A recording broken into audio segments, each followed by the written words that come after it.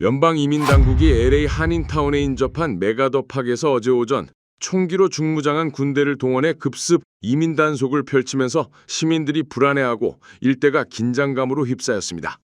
시민들 사이에서는 즉석에서 시위대가 형성됐고 이들은 단속 요원들에게 거세게 항의하며 격렬한 대치를 이어갔습니다. 현장을 직접 찾은 캐런 베스 LA 시장은 이들의 목적은 체포나 구금이 아니라 지역사회에 두려움을 퍼뜨리는 것이라며 강한 어조로 단속 요원들의 즉각적인 철수를 요구했습니다.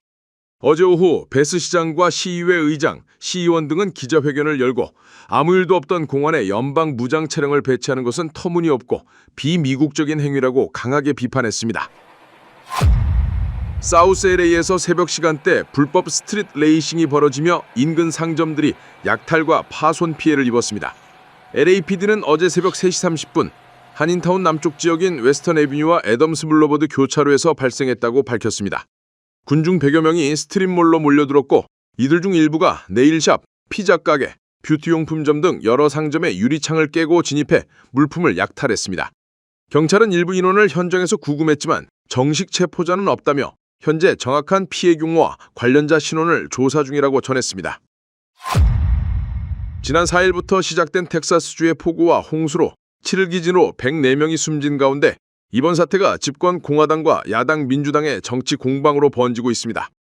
민주당은 트럼프 2기 행정부가 국립기상청의 인력을 대규모로 감축해 홍수경보가 제때 울리지 않았고 구조 골든타임도 놓쳤다며 진상조사를 요구했습니다. AP통신에 따르면 홍수 피해가 집중된 텍사스주 커 카운티를 담당하는 국립기상청 사무소에서는 27개 직위 중 6개가 공석이었습니다. 이 중에는 각종 재난 발생 시 경보를 발령하고 주요 공무원들과 협력하는 관리자직들도 포함됐습니다. 브록 롤린스 연방 농무장관이 중국을 비롯한 적대적 외국 세력의 미국 내 농지 매입을 전면 금지하겠다고 밝혔습니다. 롤린스 장관은 피트 헤그세스 국방장관, 크리스티놈 국토안보부 장관과 함께한 기자회견에서 국가안보와 식량안보 차원에서 해당 거래를 차단하기 위해 행정명령을 추진하고 각 주정부와도 협력할 것이라고 전했다고 워싱턴포스트가 보도했습니다. 연방정부는 중국, 러시아, 이란 등 적대국과 연계된 기업이나 단체가 이미 보유한 농지에 대해서도 감시를 강화할 방침입니다.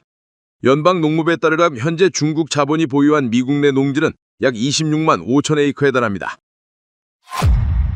건강 소식입니다. 평소 잠을 푹 자지 못하고 악몽을 자주 꾸는 사람이 있습니다. 한두 번은 자연스러운 현상이지만 과도하다면 혈당 이상 신호일 수 있는 것으로 전해졌습니다.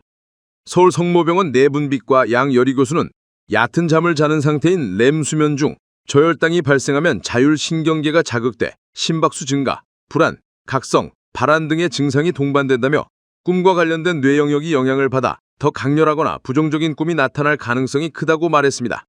양 교수는 양질의 수면을 위해서는 자기 전 혈당을 안정적인 범위 내로 유지해야 한다. 혈당을 100에서 140mg/dL 내로 유지하는 것을 목표로 삼아야 한다고 권고했습니다. 한국 뉴스입니다. 윤석열 전 대통령에 대한 영장실질심사가 한국 시간 9일 오후에 열립니다. 특검팀은 법원에 제출한 영장 청구서를 통해 윤 전 대통령의 내란 우두머리 혐의 재판에서 중형이 선고될 것으로 예상되고 그동안 수사와 재판에 임한 태도 등을 볼 때 구속되지 않으면 도망의 가능성이 크다고 지적했습니다.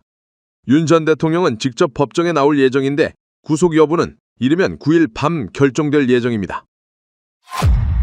김건희 특검팀이 윤석열 전 대통령 부부가 연루된 공천 개입 의혹과 관련해 첫 강제 수사에 착수했습니다.